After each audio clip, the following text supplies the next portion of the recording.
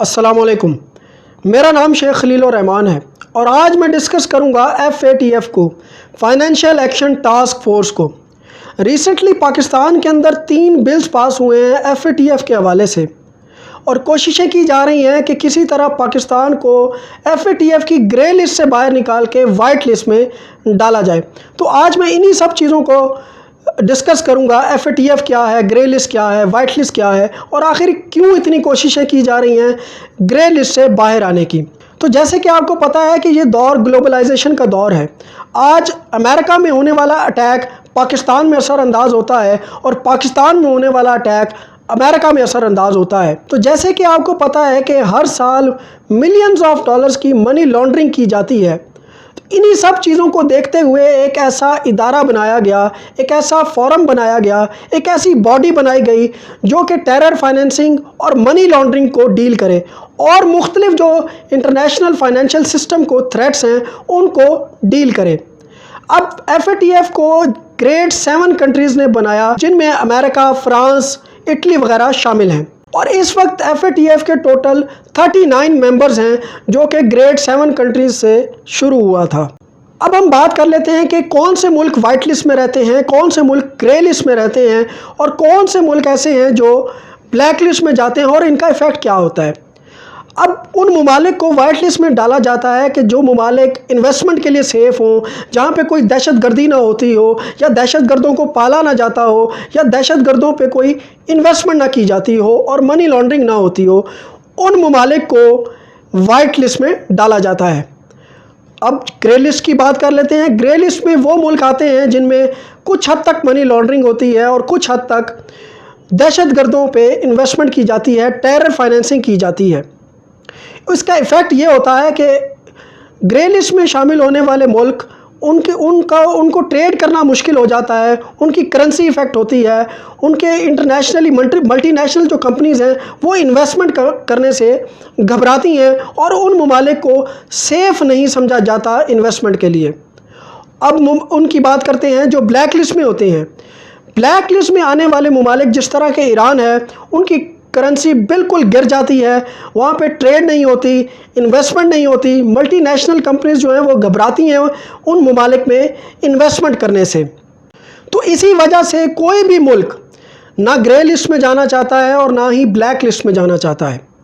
اس وقت Pakistan grey list میں ہے، اور پاکستان دوبارہ سے وائٹ لسٹ میں آنا چاہتا ہے تاکہ پاکستان کے اندر انویسٹمنٹ بھی بڑھے اور پاکستان کو انٹرنیشنلی ایک سیف ملک مانا جائے۔ اب 2012 سے لے کے 2015 تک پاکستان پہلے بھی گرے لسٹ میں رہ چکا ہے، جس کی وجہ امریکہ کے ساتھ ریلیشنز خراب ہونا تھا، اور پھر جون 2018 میں پاکستان دوبارہ سے گرے لسٹ میں شامل کر لیا گیا، اور اب تک پاکستان گرے لسٹ میں ہے، جس پہ FATF نے کہا تھا کہ آپ کو یہ 27 ریکوائرمنٹس پوری کرنی ہوں گی دوبارہ سے وائٹ لسٹ میں آنے کے لیے، جس پہ پاکستان اب تک 14 ریکوائرمنٹس کو پورا کر چکا ہے، اور 13 ریکوائرمنٹس ابھی بھی ایسی رہتی ہیں جن کو پورا کرنا باقی ہے وائٹ لسٹ میں دوبارہ سے آنے کے لیے۔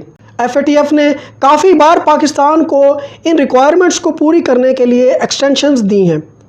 ریسنٹلی پینڈیمک کو دیکھتے ہوئے بھی ایکسٹینشن دی گئی، اور مختلف سچویشن کو دیکھتے ہوئے پاکستان کو گاہے بگاہے ایکسٹینشنز ملتی رہی ہیں ان ریکوائرمنٹس کو پورا کرنے کے لیے۔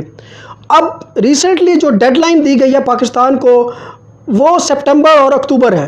اب پاکستان کے اندر 1991 میں ایک لا پاس ہوا کہ کوئی بھی پیسہ جو باہر کے ملک سے پاکستان میں آئے گا اس کی سورس نہیں پوچھی جائے گی۔ اب اس لا کو امورلی یوز کیا گیا، اپنے مفاد کے لیے استعمال کیا گیا، جس کی وجہ سے پاکستان میں منی لانڈرنگ بھی بڑھی اور ٹیرر فائنینسنگ بھی بڑھ گئی۔ اب پاکستان گرے لسٹ سے باہر آنے کے لیے مختلف اقدامات کر چکا ہے، ملٹری آپریشنز، بہت سے ملٹری آپریشنز کر چکا ہے دہشت گردی کو مکمل طور پہ ختم کرنے کے لیے، جن میں سے ایک ضرب العضب بھی ہے۔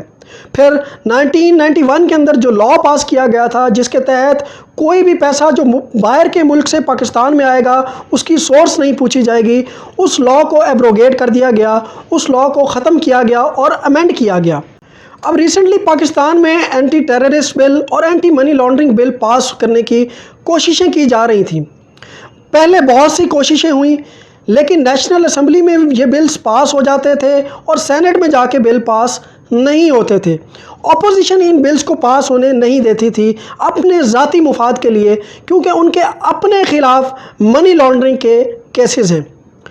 اس کے نتیجے میں پھر president of Pakistan doctor Arif Alvi کو اسپیشل سیشن بلانا پڑا اور ان بلز کو پاس کروایا گیا۔ اب ان بلز کے مطابق منی لانڈرنگ کو کوگنیزیبل اوفینس قرار دیا گیا ہے تاکہ انویسٹیگیشن جلد سے جلد ہو اور منی لانڈرنگ جیسے کیسز کو جلد از جلد حل کیا جائے اور ان کا فیصلہ سنایا جائے۔ اب ان بلز کو پاس کرنا بہت ہی ضروری تھا۔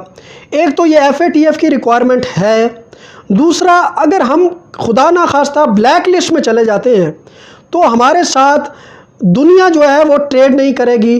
پاکستان دنیا کے نزدیک سیف ملک نہیں رہے گا، یہاں پہ ٹورسٹ نہیں آئیں گے، یہاں پہ انویسٹمنٹ نہیں ہوگی، ملٹی نیشنل کمپنیز جو ہیں وہ انویسٹمنٹ نہیں کریں گی، پاکستان کو لونز لینا مشکل ہو جائے گا اور اس طرح کی مختلف چیزیں پاکستان کے لیے ہو جائیں گی۔ پاکستان کی کرنسی اتنی گر جائے گی کہ شاید پاکستان کو دوبارہ اٹھنا مشکل ہو جائے گا۔ تو ان بلز کا پاس ہونا ضروری ہے، ہمیں گرے لسٹ سے باہر آنا ضروری ہے۔ دوسری طرف چائنا اس بات پہ پر امید ہے کہ پاکستان گرے لسٹ سے باہر آ جائے گا، کیونکہ چائنا نے ایک بہت بڑی انویسٹمنٹ CPEC کے نام سے پاکستان میں کر رکھی ہے، جس کا فائدہ چائنا کو بھی ہے، پاکستان کو بھی ہے اور دنیا کو بھی ہے۔ تو اس وقت ہم یہ افورڈ نہیں کر سکتے کہ کسی بھی صورت میں ہمیں بلیک لسٹ میں ڈالا جائے، ہمیں ہر صورت میں وائٹ لسٹ میں دوبارہ آنا ہوگا، اور ان بلز کا منظور ہونا ایک اچھا اقدام ہے، اور میں سمجھتا ہوں کہ ایسے بلز پاکستان کے اندر پاس ہوتے رہنے چاہیے، اور جو بھی منی لانڈرنگ اور ٹیرر فائنینسنگ کے جو مجرم ہیں ان کو ان کے انجام تک پہنچانا چاہیے۔ اب تک کے لیے اتنا ہی۔ امید کرتا ہوں کہ آپ کو کچھ سیکھنے کو ضرور ملا ہوگا۔ ویڈیو کو ضرور شیئر کیجیے گا۔ Thank you so much.